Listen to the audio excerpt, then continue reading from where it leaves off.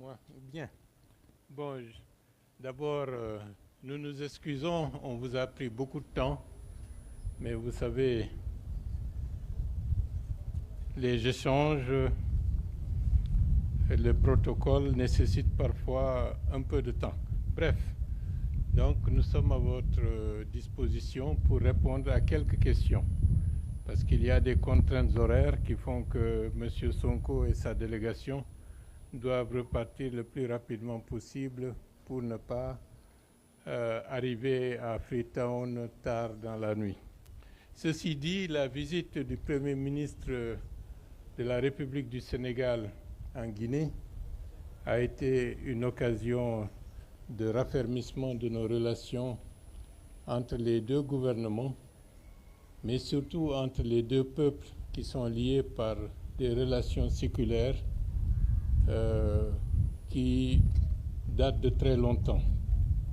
Le Sénégal et la Guinée, comme vous le savez, ont eu des évolutions parfois différentes, mais cela n'a pas entaché la convergence des aspirations des deux peuples. Aujourd'hui, il nous appartient, en tant que responsables dans le cadre de la gestion de nos pays respectifs, d'apporter des réponses concrètes à la nécessité absolue de répondre aux défis du sous-développement, aux défis concernant une population largement jeune qui attend énormément des gouvernants, d'où la nécessité d'innover, de réfléchir et de s'inspirer des meilleurs exemples dans le monde pour que dans cet espace sous-régional, que nous puissions créer des dynamiques permettant de faire émerger un pôle de stabilité, un pôle de développement, un pôle de fraternité par une intégration réussie de nos économies et de nos institutions et de nos infrastructures. Pour l'essentiel, personnellement, nous aurons l'occasion de nous revoir. Je laisse la parole au Premier ministre Ousmane Sonko pour vous délivrer son message et répondre à vos questions. Merci.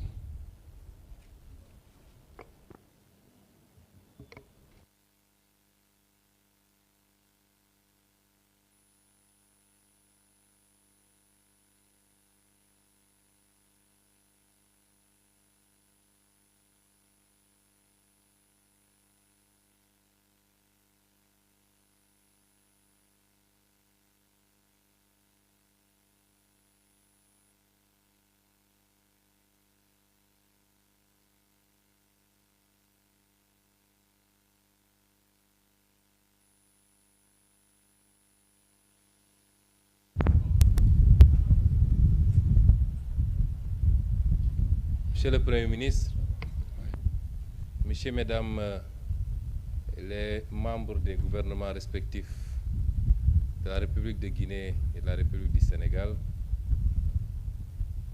Mesdames et Messieurs les collaborateurs des gouvernements, Mesdames et Messieurs les journalistes, je suis très heureux et très honoré d'être ici aujourd'hui, en terre africaine de Guinée, pour perpétuer une tradition qui est d'abord une tradition entre les peuples, avant d'être une tradition entre les États et les gouvernements, tradition de fraternité, de solidarité, de communion et d'unité. Je voudrais, à l'entame de mon propos, remercier son Excellence le Président Mamadi Doumbia, qui, comme je l'ai dit tout à l'heure, est un ami et un frère, avec lequel je m'entretenais beaucoup bien avant notre accession au pouvoir. Et c'est toujours un plaisir de le revoir. Remercier le Premier ministre, M. Amadou Ouriba, qui nous a réservé un accueil particulier et chaleureux, après nous avoir fait l'honneur d'une visite à Dakar l'année passée. Et c'est lors de cette visite que nous avions convenu d'organiser celle-ci. lui témoigner de mon amitié, de ma confraternité et de mon engagement, ainsi que celui de tout mon gouvernement, à œuvrer avec le gouvernement de la République sœur de Guinée pour hisser les relations entre nos pays à des niveaux jamais atteints. Monsieur le Premier ministre l'a dit tantôt, j'ai choisi de mener cette tournée qui, après la Côte d'Ivoire, m'amène en Guinée, avant de continuer sur votre voisin, la Sierra Leone. Non pas pour venir faire ce qui avait été fait, parce qu'il y a une dizaine de jours à peine, la commission mixte entre nos deux pays s'est réunie sous la conduite des deux ministres des Affaires étrangères et avait permis de relancer cette coopération qui était en léthargie depuis plus de 10 ans maintenant, par la signature d'une quinzaine de protocoles, une quinzaine d'accords dans tous les domaines quasiment, en tout cas dans les domaines de la pêche et l'aquaculture, la défense, l'éducation ou l'enseignement supérieur, et j'en passe et j'en passe. Si je suis venu aujourd'hui, c'est pour qu'ensemble, nous puissions catapulter, je choisis bien le mot, il s'agit de catapulter cette relation pour lui faire prendre son envol. La relation, elle est saine, elle est solide, et comme je l'ai dit à l'entame de mon propos, elle est d'abord portée par les peuples, puisqu'il y a beaucoup de ressortissants sénégalais établis en République de Guinée et beaucoup de ressortissants guinéens établis en République du Sénégal. Et de part et d'autre, ces ressortissants sont très bien traités, sont très bien intégrés. Ils travaillent, ils gagnent leur vie, s'y marient quelquefois, s'y installent, ils achètent des maisons. Donc c'est les peuples et les populations d'abord qui forment l'assise de cette relation. Et nous devons continuer dans une époque de discours d'exclusion, de xénophobie, à parler à nos populations, à les sensibiliser, qu'au-delà des frontières ici du découpage colonial, nous formons un seul et même peuple et nos destins sont liés. Forte ensuite de par l'impulsion qu'à travers les générations, les chefs d'État lui ont donné cette relation, mais que nos deux chefs d'État actuels, son Excellence le président Mamadi Doumbouya et son Excellence le président Bassirou Diomaye Faye, ont décidé d'approfondir. Donc je ne suis pas venu pour ce type de relation parce qu'il existe déjà. Je suis venu discuter avec mon homologue sur les voies et moyens de faire un saut quantitatif et qualitatif en mutualisant nos moyens, nos ressources pour pouvoir ensemble et de manière complémentaire construire un développement partagé. Des ressources, nous en avons. Elles n'ont pas été gérées au mieux de nos populations depuis l'indépendance. On continue d'en découvrir par la grâce de Dieu. Elles ne sont toujours pas gérées au mieux des intérêts de nos États, mais en mutualisant nos efforts. Et l'exemple le plus trivial, c'est la découverte de gaz au Sénégal et les réserves importantes de bauxite en Guinée. Évidemment, la jonction entre ces deux nous permet de créer, d'ajouter de la valeur à chacune de nos ressources et de gagner 100 fois plus que ce qu'on aurait dû gagner si on continue à les extraire et à les exporter bruts. Je ne vais pas en dire plus. Conformément aux recommandations de son Excellence le président Mamadi Doumbouya, qui après avoir béni nos travaux, nous avoir donné sa caution, nous a donné une recommandation, c'est d'évoluer dans la plus grande discrétion, de prendre le temps de bien cuisiner le plat et de le servir bien mûr pour que nos peuples respectifs de Guinée et du Sénégal puissent être bien servis. Nous avons retenu ensemble, et le président Doumbouya vient de nous conforter dans cette décision, de mettre en place un comité technique qui, sur la base des orientations que nous avons retenues, va travailler de manière accélérée pour dresser les contours de cette nouvelle coopération qui doit nous permettre de monter ensemble. Je dis tout le temps que je ne connais pas de zone dans le monde où un pays a pu se développer alors que ses voisins sont dans l'extrême pauvreté. Les autres l'ont compris depuis longtemps. Les pays du Golfe sont montés ensemble. Ils étaient dans les profondeurs ensemble. Les pays d'Europe l'ont compris quand ils ont créé l'ancêtre de l'Union européenne autour du charbon et de l'acier. Après s'être livré une guerre extrêmement meurtrière, ils ont mis de côté toutes leurs divergences pour se retrouver autour de l'essentiel. Les pays d'Asie l'ont compris. Quand on parle de dragon asiatique, c'est tous les pays qui sont montés en même temps. La Guinée ne partira pas loin, en tout cas, sans le Sénégal, sans la Côte d'Ivoire, sans la Sierra Leone, sans le Mali, sans tous les autres pays. Mais le Sénégal n'ira pas très loin sans tous ces pays, la Mauritanie, la Guinée. Et il nous faut dépasser ce qui semble être des contradictions, mais qui n'en sont pas. Qui n'en sont pas. Et les enjeux que nous devons avoir devant nous sont plus importants que les divergences qui relèvent beaucoup plus de clichés, de malentendus que de réalité. Et Monsieur le Premier ministre, j'ai été assez long. Je suis très ravi et très réjoui d'être là et je pars satisfait en étant conscient qu'aujourd'hui, nous avons jeté la graine d'une coopération renouvelée, mais surtout d'une coopération qui va nous permettre tous ensemble d'accélérer notre développement et d'offrir à nos populations un mieux-être, une meilleure offre en biens et services publics. Je vous remercie. À présent, nous allons prendre quelques questions. Merci d'être très bien organisé. Nous allons commencer par celle qui va poser la question pour les radios. Émilie. Bonsoir, Excellence. Je suis Émilie Bangora, je suis journaliste à la radio Horizon FM. Je vais poser une question. Je pense que ma question a été répondue en partie, mais néanmoins je vais poser parce que je trouve que la question elle est vraiment importante. Il y a des leaders d'opinion qui tiennent des propos menaçants par rapport à la présence massive des Guinéens au Sénégal. Peut-on dire que ces propos ne sont pas à prendre au sérieux, Monsieur le Premier ministre? Merci pour la question. Madame, je peux vous dire que c'est des propos à ne pas prendre au sérieux. En tout cas, tant que nous serons au pouvoir. Je prie Dieu pour qu'on soit là 50 ans au moins.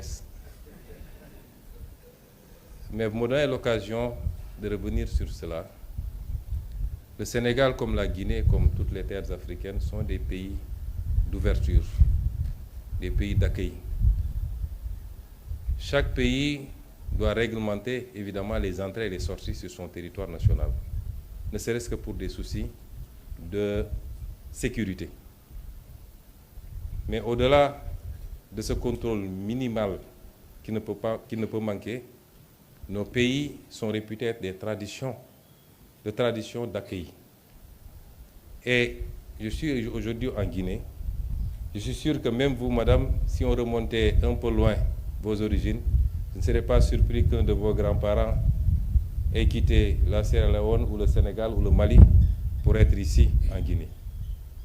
Et c'est pourquoi il y a des idéologies que nous ne pouvons pas accepter. Elles sont intolérables. Nous ne pouvons pas accepter des idéologies xénophobes.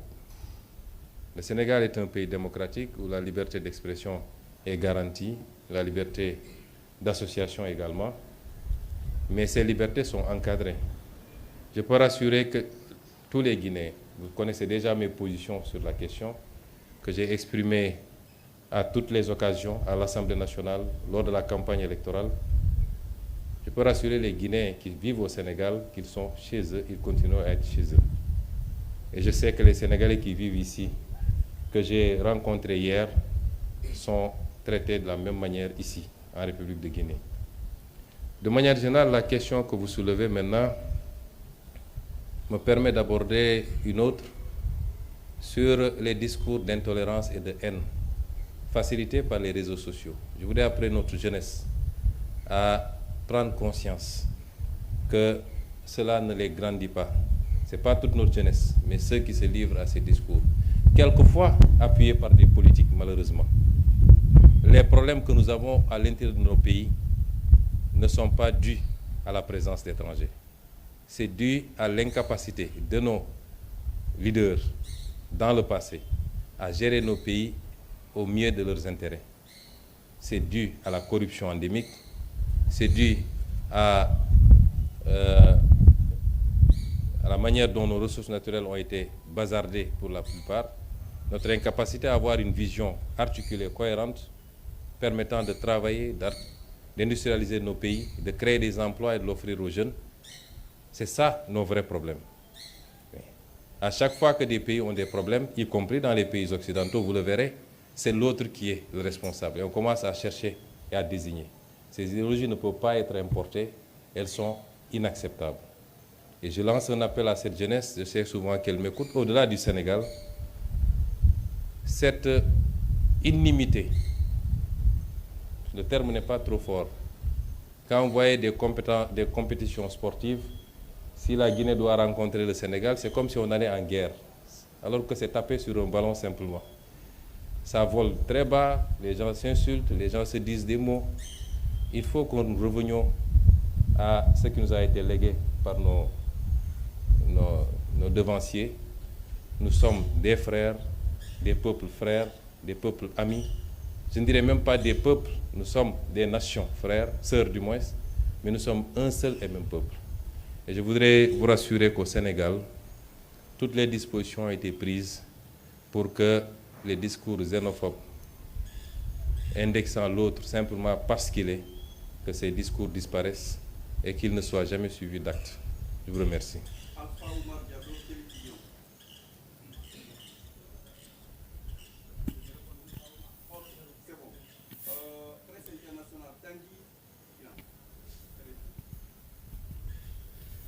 Bonsoir, messieurs les premiers ministres. Donc voilà, je m'appelle Tanguy Bihan, je suis journaliste pour RFI, mais je m'exprime au nom également de mes confrères de la presse internationale. Alors en Guinée, ça fait maintenant de nombreux mois que 2 activistes de la société civile et un journaliste ont disparu.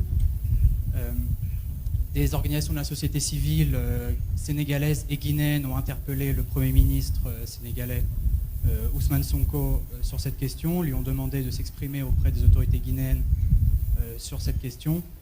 Alors je voulais savoir si aujourd'hui, au cours des rencontres, est-ce que c'est un sujet qui a été abordé et est-ce que vous souhaitez profiter de ce moment devant la presse pour vous exprimer à ce sujet? Merci pour la question. Je suis venu ici pour une tournée économique et voilà une question éminemment politique. Monsieur Tanguy,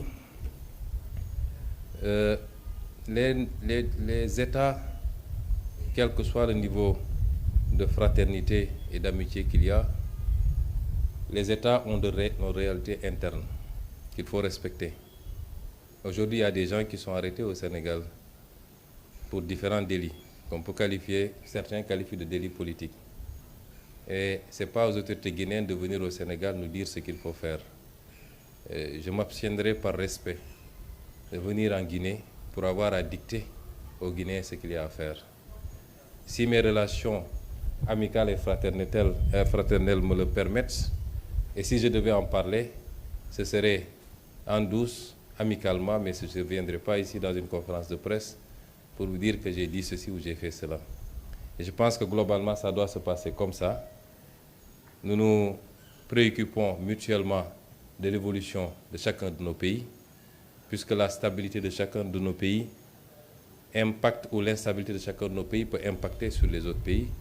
Nous sommes déjà assez confrontés à la question sécuritaire dans beaucoup de nos pays amis et frères, mais ça ne va pas au-delà de cela. J'ai suffisamment d'expérience politique pour ne pas venir ici vous dire j'ai dit ceci aux autorités guinéennes. Ça ne relève pas de ma compétence. Mais je souhaite et je prie pour que dans tous nos pays, le Sénégal, la Guinée, tous les autres pays, qu'on ait la paix, la stabilité. La paix politique s'entend, la stabilité, la concorde, et qu'ensemble nous puissions travailler à construire ce que les populations attendent, c'est-à-dire le développement, indépendamment des divergences d'opinion qui ne peuvent manquer dans un pays. Merci.